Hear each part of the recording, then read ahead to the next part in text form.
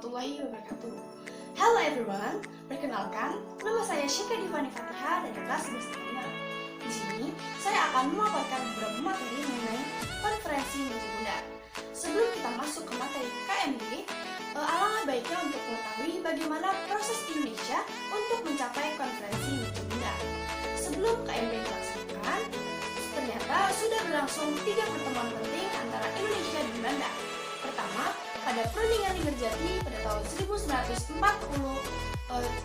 lalu perundingan Renville pada tahun 1948, dan terakhir pada perundingan Romroyen pada tahun 1949.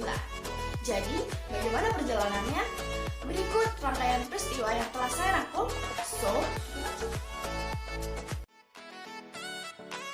Dilaksanakan di Linggarjati pada tanggal 10 sampai 15 November 1946. Dengan salah satu hasil perundingannya yaitu Belanda mengakui secara de facto bahwa Republik Indonesia terdiri dari Jawa, Madura, dan Sumatera.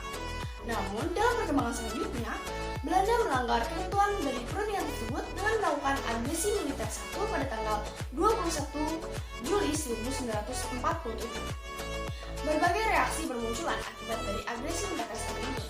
Belanda tidak menyangka apabila Amerika Serikat dan Inggris akan memberikan reaksi yang negatif. Selain itu, Australia dan India mengajukan masalah Indonesia ini ke Dewan Keamanan PBB. Sehingga pada tanggal 4 Agustus 1947, PBB mengeluarkan perintah untuk penghentian tembak-menembak.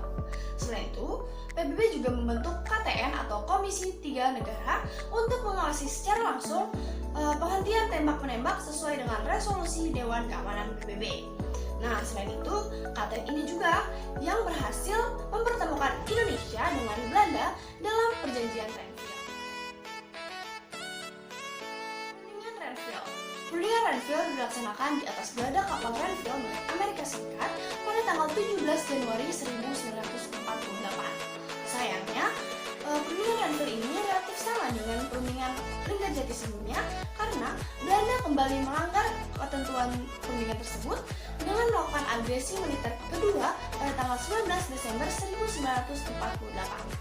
Akibat dari agresi ini, Belanda mendapatkan kecaman dari dunia internasional.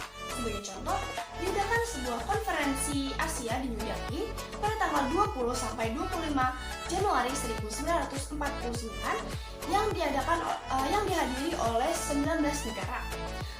Konferensi ini sebagai bentuk dukungan internasional kepada Indonesia dalam perjuangan mempertahankan kemerdekaannya.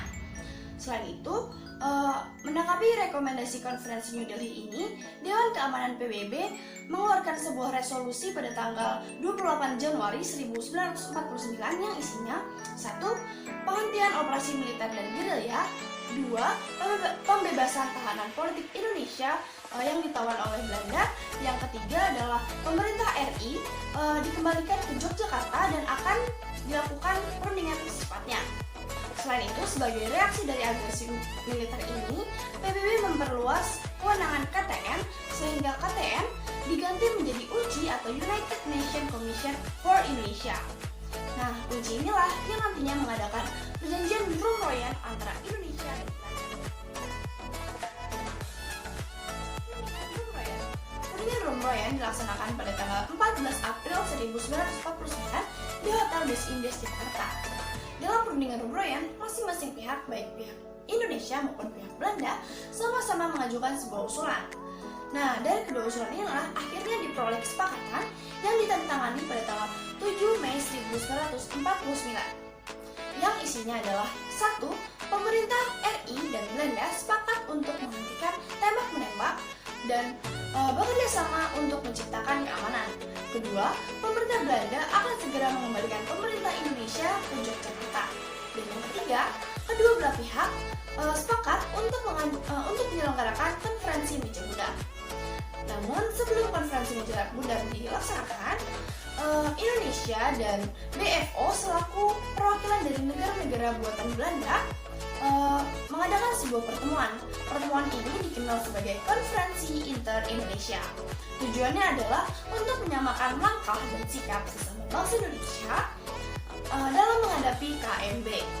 Nah, konferensi Inter Indonesia ini dilaksanakan sebanyak 2 kali. Yang pertama pada tanggal 19 sampai 22 Juli 1949 di Yogyakarta, dan yang kedua pada tanggal 31 Juli sampai 2 Agustus 1949 di Jakarta. Topik pembicaraan ini dari konferensi ini difokuskan kepada pembentukan Republik Indonesia Serikat atau KMB merupakan langkah nyata dalam diplomasi untuk mencari penyelesaian sengketa antara Indonesia dan Belanda.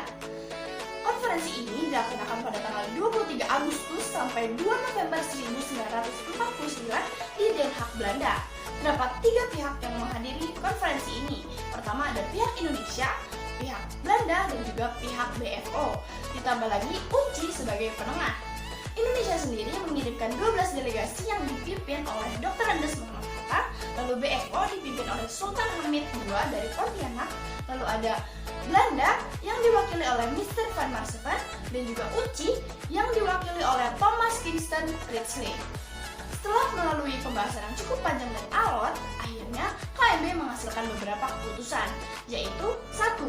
Belanda mengakui RIS sebagai negara yang merdeka dan berdaulat, lalu kedua, pengakuan kedaulatan dilakukan selambat-lambatnya pada tanggal 30 Desember 1949. Ketiga, masalah Irian Barat akan diadakan perundingan lagi dalam waktu 1 tahun setelah pengakuan kedaulatan RIS. Lalu yang keempat, adanya pembentukan Uni Indonesia Belanda yang dikepalai oleh Raja Belanda. Lalu kelima, kapal-kapal perang milik Belanda akan ditarik dari Indonesia dengan catatan beberapa korban akan diserahkan kepada RIS. Lalu yang keenam, tentara Belanda akan ditarik dari Indonesia dan KNIL akan dibubarkan dengan catatan bahwa para anggota yang diperlukan akan dimasukkan ke dalam kesatuan TNI atau APRIS. Yang ketujuh adalah Indonesia harus membayar hutang-hutang Belanda sejak tahun 1942. Pada tanggal 27 Desember 1949 dilaksanakan pengakuan kedaulatan secara bersamaan di Indonesia dan di Belanda. Dengan di negeri Belanda, Indonesia diwakili oleh Dr. Andes Muhammad Hatta dan Belanda diwakili oleh Ratu Juliana. Sedangkan di Jakarta, Indonesia diwakili oleh Sri Sultan Hamengkubuwono IX dan Belanda diwakili oleh Wakil Tinggi Mahkota Belanda yaitu Mr. Loving. Nah, dari sinilah akhirnya Indonesia menjadi negeri yang merdeka seutuhnya. Sekian dari saya. Wassalamualaikum warahmatullahi wabarakatuh.